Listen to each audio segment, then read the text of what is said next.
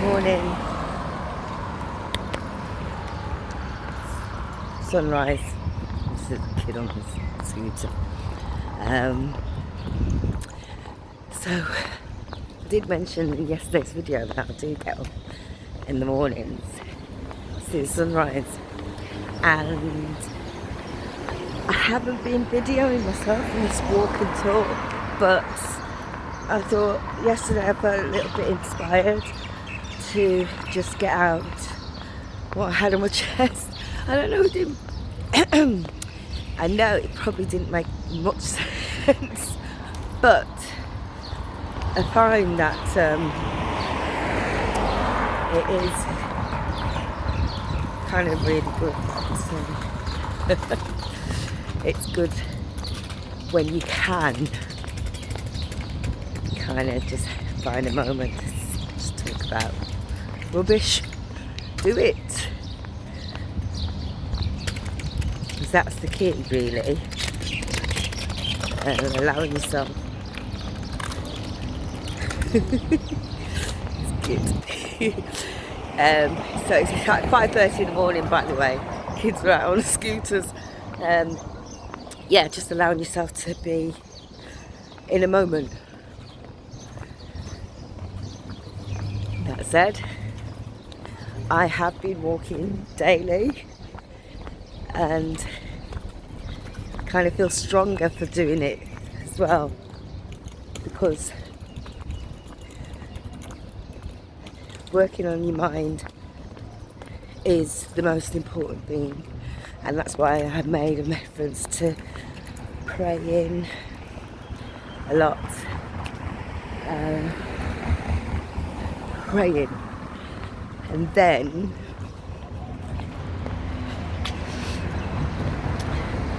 you can kind of, your body just starts to function. Hi. I'm fine, thanks, how are you? I know, gosh. Yeah. So yeah, just that really. Now this walk, just to give you, this is Silicone Oasis.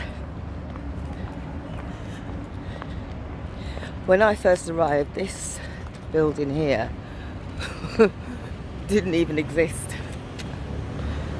Literally, in a matter of months, it was, there you go.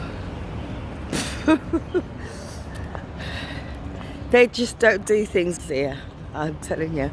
They really don't. They do not do things by half. When they go in, they go in. They go, yeah, and just won't waste no time. And the quality of the buildings is just amazing. Well, let's show you this. A minute. Yeah. A little mini city. That's where we live. Well, we don't live in that building. Our building's much smaller. Pretty average building, actually. But great views, so kind of compromise. The fact that you can have amazing views, wake up in the morning, sit on the balcony, have your lemon juice, lemon tea. Right, so, oh gosh, I don't even know where to begin.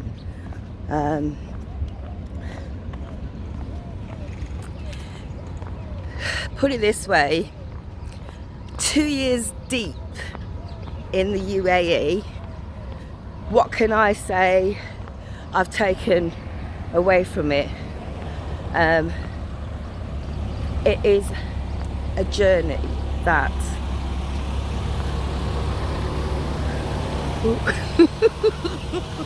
sorry. Oh my gosh, got Billy Ray sleeping in the van. No, okay, let's be serious mode. What have I taken from being here? the learning about being in a country that isn't like culturally the same as where we're from, and I'm trying to break this down in layman's terms, but I have to say, like, because if you are somebody who has, you know, believes a lot in faith, has their own faith, whether you're Christian, Hindu, you know, trust me, at the center of everything, we put God first, and the rest just kind of seems to fall into place in some really weird way. But so that I've taken a huge leap of understanding. Like, I've started to kind of see how, despite living in Dubai, which is it's a crazy place, the values, the cultural values here are very, very much about family. Kind of, there's been a lot of, obviously since this COVID situation, there has been a lot of changes though. I mean, the city of Dubai is incredibly diverse, but then you've got all the other Emirates that really stick to the core cultural values. You know, their faith is at the absolute top pinnacle of that, followed by the, you know, the bringing together of family, council, and obviously, you know, they seriously practice the art of giving and charity. They're relentless at it, relentless. And that's one of the things that I really feel inspired by, how much they are prepared to just give in the name of their faith. And I love it. I love that. That for me is a big tick. Massive tick. In terms of my career and work, that's the next thing. As I said, I've come out here doing the job that, you know, I love it. I love, you know, I love what I do. I love that I'm able to make a difference to my students and really kind of help them focus on their vision for their own future and stuff like that. So I really do feel like, to me, that is part of the building blocks of being out here. But I'm not just helping the students here, I'm doing a lot, you know, overseas, and even with my own, you know, my son. I think we prey a lot on the fact that kids don't know these days, they have it too easy. But you know what, I beg to differ. I think it's just a change, and I think we shouldn't have to put pressure on ourselves in the sense of trying to get our children up to a speed when we're in a completely different time. We're in a completely different zone. You know, we're looking at our future in front of us. That's, you know, and just teaching them the basic skills of, you know, politeness, and, you know, just having them build their own like little mini communities, I guess. Don't know if that makes any sense, but I think it does in my head. But yeah, I think it's just allowing them to have a sense of purpose, you know, making them feel like they have a sense of purpose and not that they are completely all into the cyber world. And talking about the cyber world, which is something I've just found, it has its pluses and its minuses.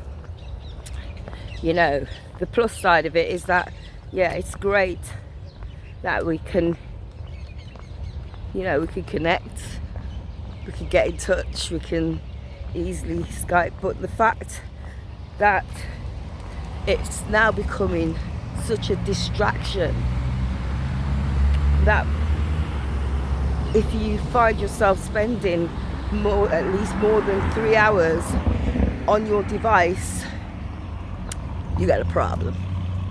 You've got a problem. More than 3 hours at a time. Some people do marathon sessions on their devices and don't even realize.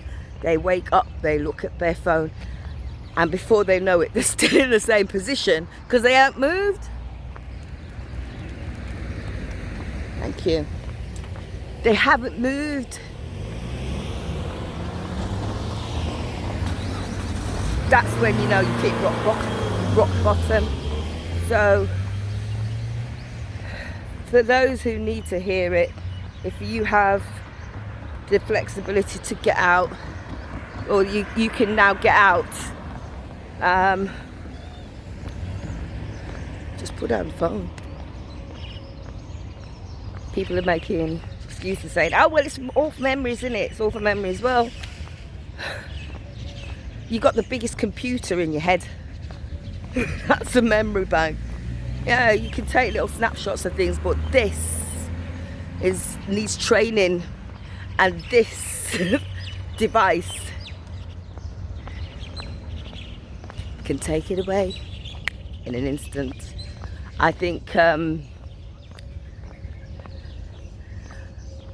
me personally, I've been guilty of spending way too much time on my device and thinking, oh, you know, I've been in that mode of, oh look at them, oh look at the puppies, oh look at the kitten, you know, all that kind of craziness. And I think how much more can you do that? You're just distracting yourself away from actually being